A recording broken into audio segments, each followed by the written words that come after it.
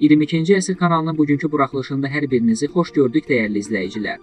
Qarabağ uğrunda Vətən müharibəsi davam edir. Ordumuz düşmənə sarsıdıcı zərbələr endirərək yaşayış məntəqələrimizi azad edir. Tarixi torpaqlarımızda üçrəngli bayrağımız ucaldılır. Bəs bu günlərdə cəbhədə nə baş verir? Gəlin hazırda cəbhə bölgəsində olan jurnalist Səxavət Məmmədin şərhini dinləyək. O yazır, gecə sakit keçmədi. Səhər 06:05 radələrində erməni tərəfi Ağdamın sağ istiqamətində baskı etməyə cəhd etdi. Təxminən saat yarım şiddətli döyüş getdi.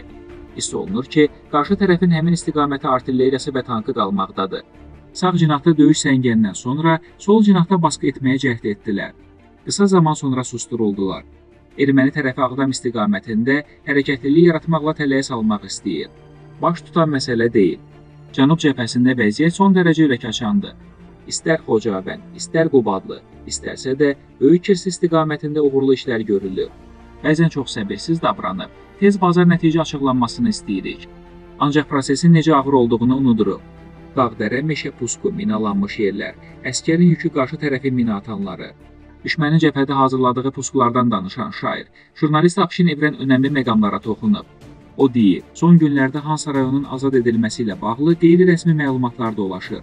İnsanlarımız səbirsizləndikləri üçün o məlumatları tirajlayırlar. Amma bunu etmək düzgün deyil. Hansa rayonunun azad edilməsini yalnız rəsmi açıqlamadan sonra demək olar. Ümumiyyətlə, nəinki bir rayonun, hətta bir kəndin belə azad edilməsi böyük çətinliklə hesabına başa gəlir. Bəzilərinə bu asan gələ bilər. Həqiqətdə isə vəziyyət fərqlidir.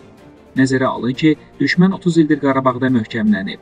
Müxtəlif yerlərdə puskular qurub, tunellər qazıb bunkerlər tikib. Yəni ordumuzun Şuşanı, Xankəndini və digər şəhərlərimizi sürətlə azad etməsi o qədər də asan deyil. Hətta beynəlxalq ekspertlər də bildirirlər ki, Qarabağda dağlıq, meşəlik ərazilərdə xeyli puskular, tunellər var. Bu puskuları dünyanın heç bir ordusu asanlıqla keçə bilməz. Çünki hər qarışı minadan, partlayıcılardan ibarətdir. Orada elə yerlər var ki, bəzən gözləmədiyin anda yerdən bir qapı açılır və onlarla düşmən hərbisi ortaya çıxır. Bu faktdır. Yəni belə bir şey həqiqət baş verir. Akşin Evrən 90-cı illərdə Qarabağda döyüşən hərbiçilərimizdən birinin xatirəsini də yada salıb. Sitat, həmin hərbiçimiz mənə dedi ki, bir dəfə Qarabağda meşədə gedirdik. Birdən ayağımızı qoyduğumuz yerdən küt səs gəldi. Əyilib torpağı, yarpaqları eşələdik. Yerin altına açılan dəmir qapı tapdıq. Qapını açdıq və həmin qapı ilə içəri girdik. Gördük ki, ermənilər burada böyük bir otaq boyda silah-sursat anbarı yaradıblar. Hətta orada ərzaqlar da var idi. Deməyim odur ki, Qarabağ meşələrində düşmənin belə bunkerləri, tunelləri çoxdur. Onları keçmək isə səbir və zəhmət tələb edir. Gəlin biz də səbirli olaq. İnşallah bütün torpaqlarımız işğaldan azad ediləcək. Sitatın sonu. Artıq düşmən öz məğlubiyyətini başa düşməyə başlayıb. Hətta son məlumatlara görə Qarabağdakı qondarma rejimin rəhbəri Arayik Arutunyanın Ermənistana qaçıb. 90-cı illərin Qarabağ canilərindən olan Şahiyə Cəmiyan da məğlub olduqlarını etiraf edib. O deyir, cəbhəyə yola düşməmişdən öncə Xankəndidə kilsədə dua edirdik. Kilsədə şam yandırarkən birdən həyəcan siqnalı çalındı. Şəhərdə partlayışlar eşitdik və hamı dağılışdı. Kilsədən çıxanda keçmiş prezident, komandirin Bako Saakyanın həyətdəki skamyada oturduğunu gördüm. Gözlərinə baxaraq yaxınlaşdım. Saakyanın həyəcanlı, yaşla dolu gözlərini gördüm. Ermənilərin sevimli qəhrəmanı Bako Saakyanın da ağlaması düşmənin ağır durumda olduğunu göstərir. Əlbəttə, qəhrəman oğullarımız cəbhədə hər an düşmənə qan utdururlar. Düşmən əskərləri, hərbiçiləri artıq xüsusi təyinatlarımızın, ordumuzun qarşısında dayana bilmədiklərini etiraf edirlər. Bu günlərdə ermənilər sosial şəbəkədə daha bir qəhrəmanımız haqqında paylaşım ediblər.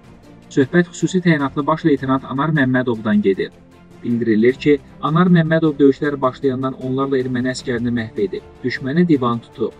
Onun bir qəhrəmanlığı isə hətta düşməndə də heyrət doğurur. Elə ki, oktyabrın 17-si döyüşlər zamanı 14 hərbçimiz mühasirəyə düşüb. Anar dərhal gələrək düşmənə zərbələr endirib və hərbçilərimizi mühasirədən çıxarıb. Lakin bu dəfə özü mühasirəyə düşüb. O bir müddət düşmənlə tək başına döyüşüb. Ondan artıq ermənini məhv edərək mühasirəni yarıb özünü də xilas olub. Ardınca Ermənistanın hərbi kolonlarına ağır zərbələr vurub, düşmənə böyük itkilər yaşadı. Növbəti dəfə döyüş yoldaşlarını xilas edəndə isə qəhrəmancasına şəhid olub. Allah rəhmət eləsin. Ordumuz düşmənə ağır zərbələr endirməyə davam edir. Son məlumata əsasən, Ermənistanın 022 saylı xüsusi təyinatlı hərbi hissəsi darmadağın edilib. Hərbi hissənin şəxsi heyətinin 70%-nin sıradan çıxdığı bildirilir. Hərbi hissənin sağ qalan hərbi qulluqçuları digər alayların kəşfiyyat bölmələrinə təyin edilib. Xüsusi təyinatlıların belə ağır itkilər verməsi Ermənistan ordusunda böyük ruh düşkünlüyünə və təşvişə səbəb olub. Qeyd edək ki, bu xüsusi təyinatlı hərbi hissənin komandiri ölümündən sonra Ermənistanın milli qəhrəmanı ad verilən polkovnik Vaqin Asatryandır. O, oktyabrın 13-də gedən döyüşlər zamanı məhv edilib. Əziz dostlar, cəbhə ilə bağlı ən son və maraqlı məlumatları sizə çatdıracağıq. Ordumuzun zəfər yürüşü davam edir. Cəbhədə hər şey ordumuzun nəzarətindədir. İnşallah yaxın günlərdə şad xəbər eşidəcəyik. Allah ordumuzu, xalqımız qorusun. Zəfər bizim olacaq. Qarabağda görüşənədək sağlıqla qalın.